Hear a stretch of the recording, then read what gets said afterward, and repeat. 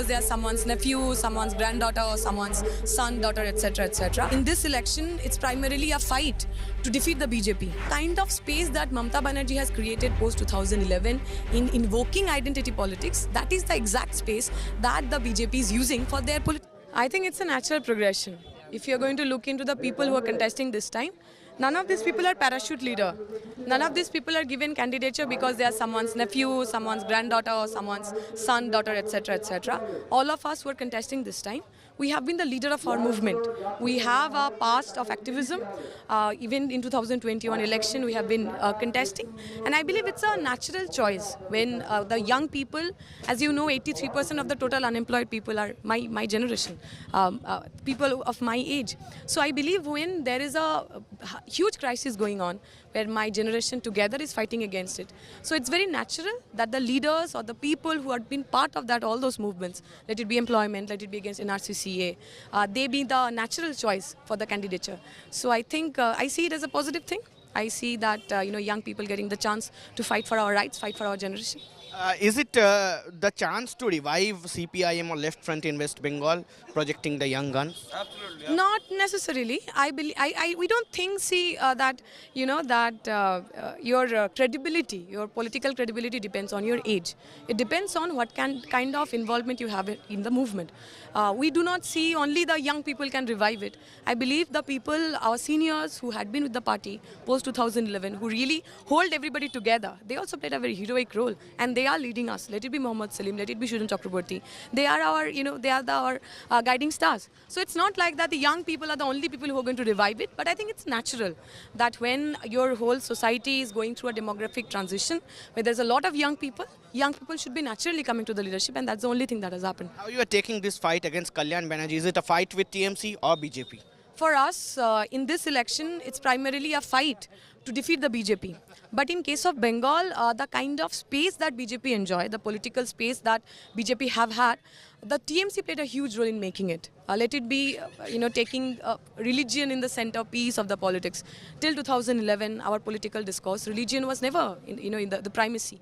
But right now, post 2011, identity and religion has become the main thing around which the whole political discourse is, getting framed. So the kind of space that Mamata Banerjee has created post 2011 in invoking identity politics, that is the exact space that the BJP is using for their political gain. And post 2014, the kind of polarization that has happened, that polarization was never experienced in Bengal. Not after the partition, not during 1992, not even 2002. So it's both the credit of Mamata Banerjee and BJP together who has created a space which is outrightly communal. So we believe in order to defeat the BJP, you also have to counter the politics of Trinamool. The kind of fascistic, regime that we see, what BJP is doing in Tripura, what BJP has done in Surat this time in Gujarat, Mamata Banerjee is doing the same thing post 2011. The last panchayat election was almost like that, where they didn't let people nominate even after the counting happening. They manipulated, tempered the counting itself.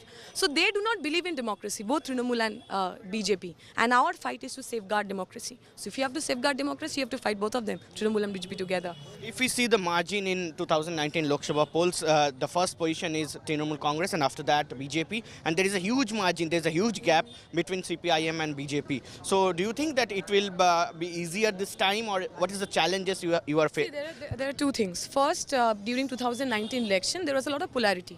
It's absolutely polarized vote. People who wanted to defeat BJP had en masse voted for Trinamool, and the vice versa. But in case of 2024 election, I don't see that kind of stark polarization is there, one. Second thing is our experience in the panchayat election. I already told you about the tempering and the manipulation that has happened. Even after that, in Srirampur constituency, all the left progressive forces together, we have almost 30% vote. So in an election where there are 4 parties contesting, I think having 30% vote is a very good start. What you have to do is to ensure that we get 43% vote. I think that is achievable. And the kind of spontaneity that we have had, the kind of spontaneous responses that we have had from the people, that is giving us the hope. People want a change, and I believe we are going to be the change. I know you are in hurry. This is the last question for you. That what are the issues and how you are looking into it? What are the message to your voters in this constituency? See, we are primarily fighting for employment, job and education. Srirampur used to be an industrial hub once upon a time, but right now you see all the closed industrial spaces. They have been used for making buildings, and constructing mall, etc., etc.